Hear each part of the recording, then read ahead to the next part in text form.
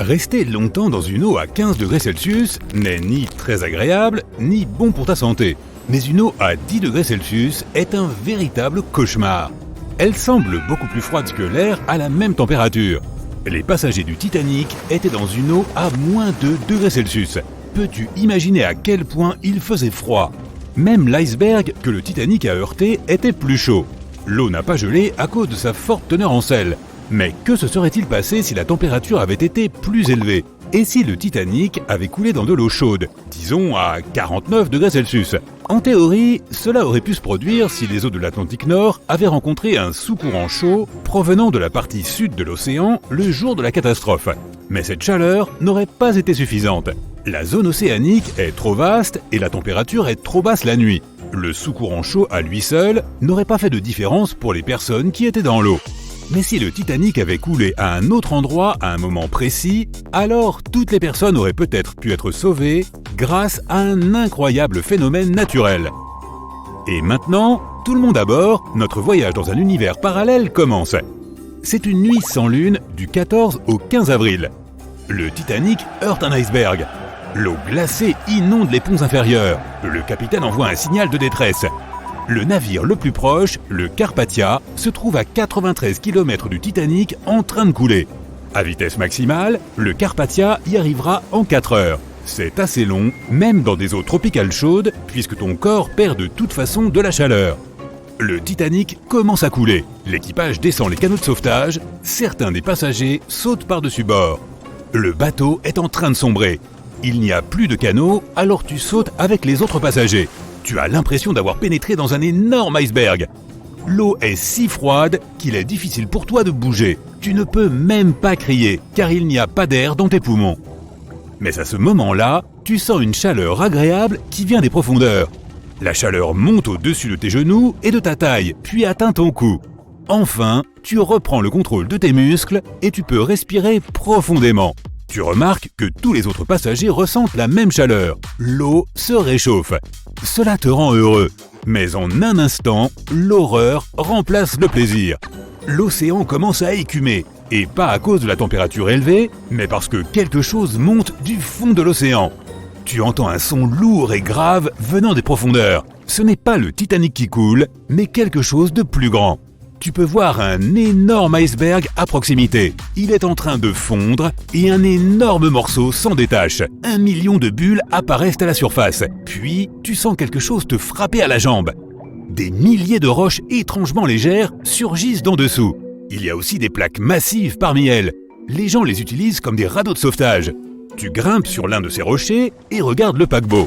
Il ne coule plus puisque toute l'eau bouillonne et le pousse maintenant vers le haut. Tu saisis l'une des pierres et tu comprends tout. C'est de la pierre ponce. Un volcan sous-marin s'est réveillé juste sous le navire. Des milliers de tonnes de roches volcaniques flottent à la surface. Lorsqu'il entre en éruption, son magma secoue tout l'espace, réchauffe l'eau et détruit les fonds marins. Mais cela n'entraîne rien de destructeur à la surface. L'énorme pression de centaines de millions de litres d'eau annule la puissance du volcan. Les roches fondues de la croûte terrestre sont pressées contre le fond marin et la pierre ponce remonte à la surface. Voici pourquoi cela se produit. La partie supérieure de la Terre est constituée de nombreuses parties solides, les plaques tectoniques. Ces plaques entrent en collision les unes avec les autres et se divisent.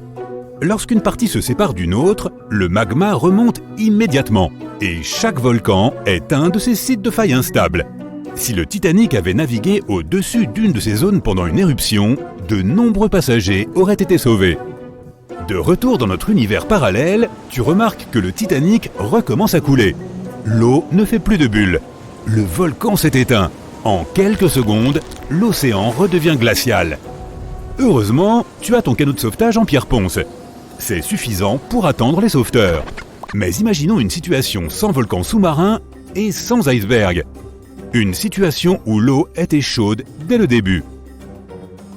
L'une des turbines du compartiment moteur du navire tombe en panne. Plusieurs tuyaux éclatent à cause de la pression accrue et il y a maintenant une fissure dans le corps du navire. L'eau remplit les ponts inférieurs.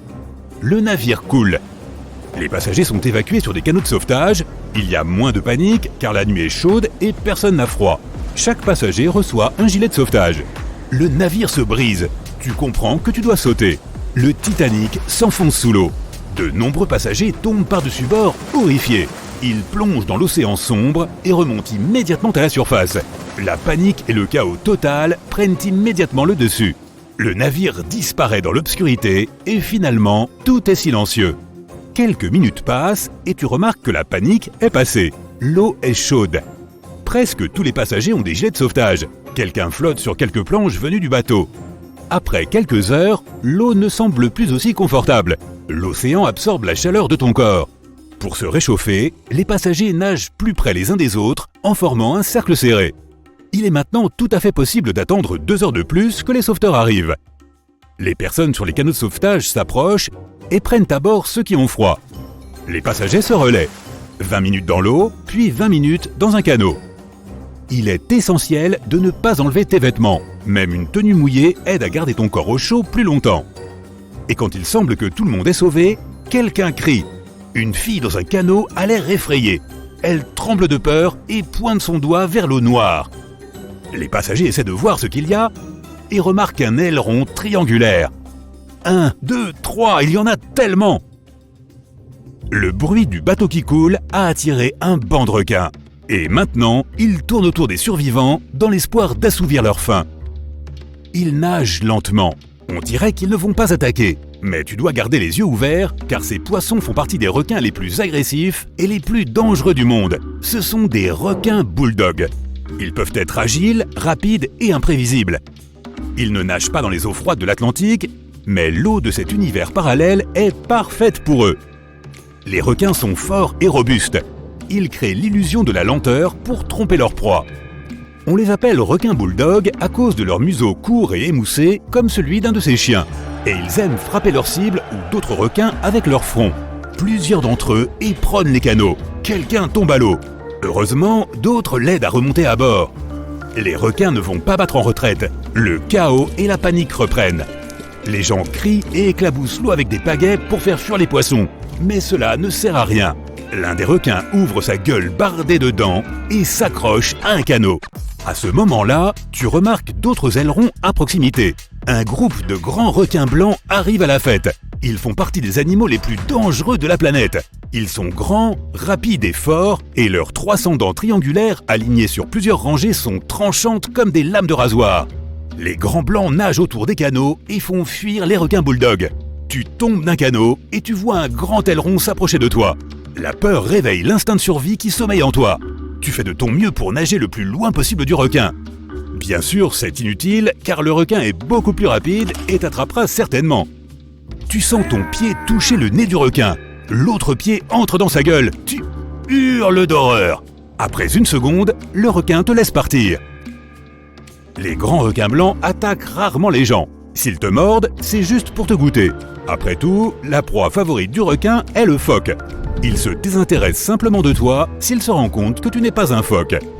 Mais si le requin est affamé, le type de proie que tu es n'a aucune importance pour lui. Heureusement pour toi, celui-ci ne l'est pas. Les survivants dans les canots n'ont presque rien à craindre non plus.